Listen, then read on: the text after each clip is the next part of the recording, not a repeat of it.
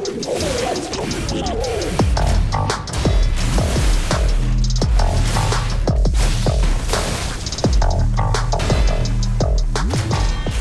it's Volix. About halfway through my second playthrough of Lies of P right now, and finally my build has come together, so I wanted to share it with everybody. Deciding on the weapon for this run was difficult because I didn't want to go the obvious route with Proof of Humanity, and I couldn't really find anything that slapped as hard as the Trident. Two Dragon Sword was just messing with my head and totally wrecked my cadence. Maybe I'm not good enough to play that weapon, maybe I'm impatient, I don't know. Whatever the case, I needed a new one for my next playthrough. And then I thought, why not just use a weapon that's my absolute favorite for no good reason and make the stupidest build I possibly can. So it had to be the umbrella.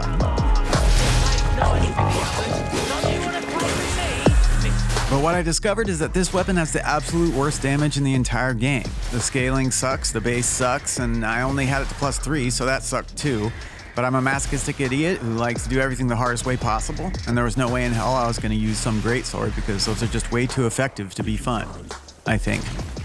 So with a weapon that has damage like that, I had no idea what I was going to do for the build. I didn't know if I could actually salvage it, so for this one I let the tool precede the ideation. Basically, I just set out with the weapon and just trusted the process so the build would fall into place once I started using it.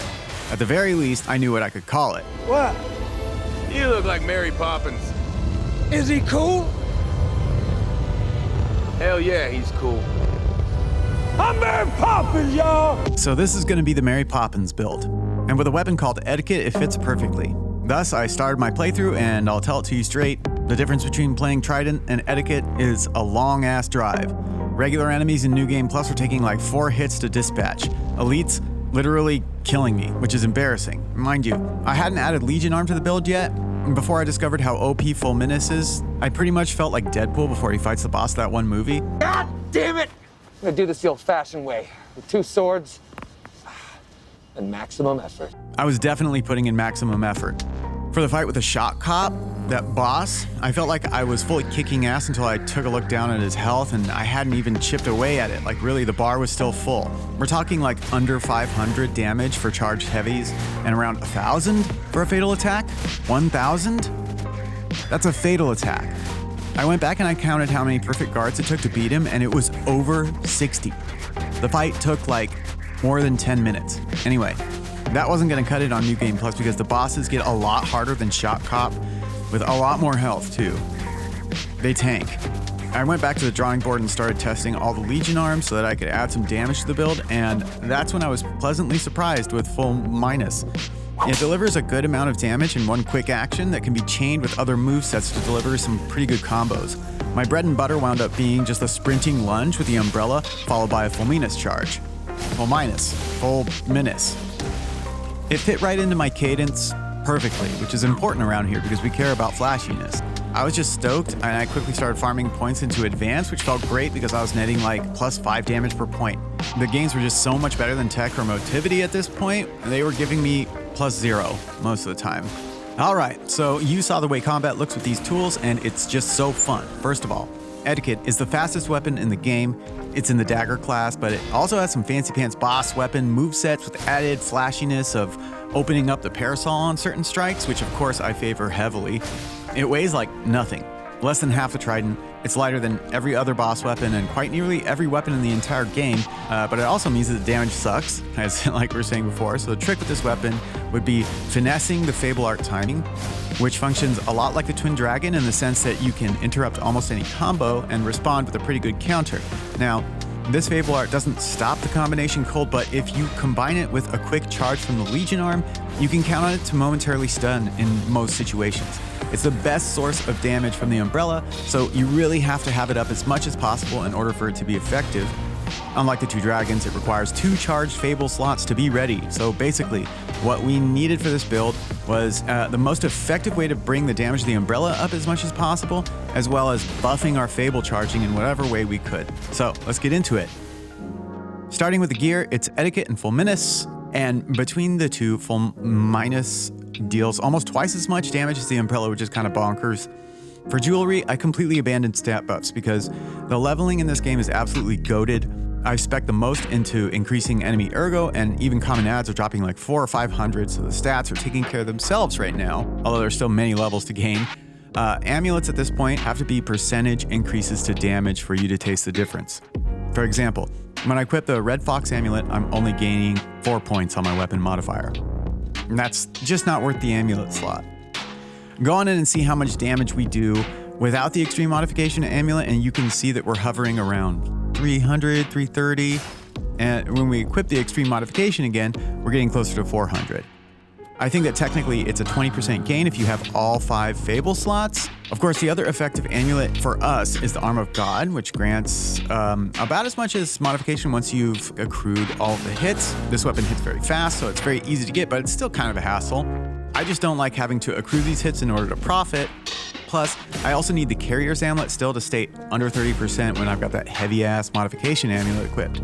But once I finish leveling Advance, I'll be putting more points into capacity so that I can swap out Carrier for the Arm of God, and then the build will be pushing 3 percentage increases to damage, which is endgame for New Game Plus, until Phase 7 skill tree with New Game Plus Plus. We've also got Patience Amulet up there because, well, it's the thing to do. We're spamming attacks in this build. We just need it. All right, speaking of the skill tree, let's get into the P organs again, shall we? It's my favorite. I haven't respec since last time. I just want to mention things that I have realized since the last video. Basically, the subnodes are where you see the most benefit in this game. There are a few major nodes that are still really unique and important, like the Link Dodge and Amulet slots, but besides that, the subnodes are just as powerful, if not more powerful, than the big nodes. Node. Talking about nodes right now. Going to be saying node a lot. Specifically, the so-called attack type subnodes are where it's at. Now, you can only unlock 1 attack sub per larger node, so that makes the first 2 phases of the skill tree the most valuable, ironically. Because they only require 2 quartz, it means that you can drop twice as many quartz into attack type subnodes than on the later phases of the skill tree, and almost all the offensive buffs are worth grabbing. At least for this build, it's a glass cannon, obviously, and etiquette deals like no damage, so I need all the damage I can get. Okay, so onto the survival subnodes. Most of all these are valueless when it comes to New Game Plus. They mostly require you to be getting your ass kicked in order for them to be useful. So, I mean, don't get me wrong, survival is important because it takes time to get good, so you're gonna need a little bit of grace. When you have to pick survival subs, increasing the number of pulse cell uses is easily the best value from a consumer standpoint. You're using pulse cells, full stop, so have some more, why don't you? Okay, onward. Ability type is very, very valuable because it has the increased ergo, stamina buffs, and of course, plenty of Fable and Legion buffs that are vital for this build. Literally, anything that charges Fable or is Fable adjacent is a hard yes here. Same with Legion. So in terms of priority, ability subnodes outrank survival by a long shot. And they're arguably as important as the attack type. You have to beat the bosses in order to advance and roll credits, but you don't have to get your ass kicked in doing so. So why not pick the buffs that you're going to be using 100% of the time, instead of hedging your survival, which you may or may not actually need, especially when the absolute best way to hedge your survival is to execute perfect guards. Okay, now item type is also pretty important, but not as much as ability. Grindstone buffs are very powerful, so grab those. Increased ergo, of course. There's a random Fable charge buff in there, so grab that. The other item type buffs that I haven't picked yet that I intend to for this build are the increased Fable Catalyst effect and the increased consumable limit so that I can poke myself with a Fable shot and charge 2 full slots, making the umbrella ready for the absolute defense heart.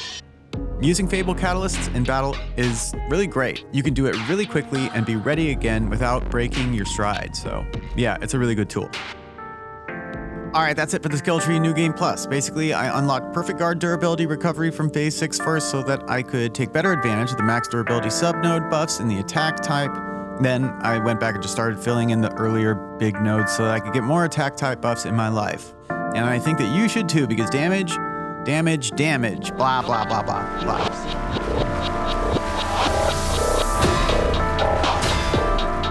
Okay, so to go out on, I want to show you this whole fight with the Black Rabbit Brotherhood because they're such a bunch of freaking little punks. And also, I think it's a good showcase because they're fast, and this build is all about being even faster and being able to manage even the fastest little shit, the younger sister. And I want to share with you my process because I found this bunch of clowns to be really annoying the first time I played them. My general strat for this boss is to first guard the Buster until you can deliver a fatal attack, but don't waste any Fable on him. After you stagger him, this will immediately prompt one of the others to jump in, at which point you focus all your attention on the newbie and dispatch them as needed. It's important that you don't deal any damage to Big Brother while there is an ad on the field. there are HP markers at which point each sibling joins in. Just kite the little ones out away from Big Brother as soon as they spawn, and then just hit them with your Fable Art or whatever your best damage is, and they'll drop pretty quickly. And once you got the Buster to yourself again, continue to guard his combos, charge Fable, and eventually perform the Fatal again. Rinse and repeat until you've done away with the last of the little siblings, and you can focus exclusively on the big one, at which point it shouldn't be too difficult to dispatch him. If you've got a good understanding of his combos, you can break his sword, which makes him quite nearly harmless, and this will happen like 100% of the time. Okay, that's it. I'm not talking anymore. If you made it to the end of this video, thank you so much for watching. Happy holidays to everybody out there. I hope you're all getting some good time in with your family and eating all the food and cookies and going broke buying presents for people. I know I am. If you found this video fun or helpful, drop a like and sub. If you have any thoughts, please leave a comment, because it was your comments in the last build video that led to this one to begin with, honestly. And that's enough out of me this time. Keep on farming.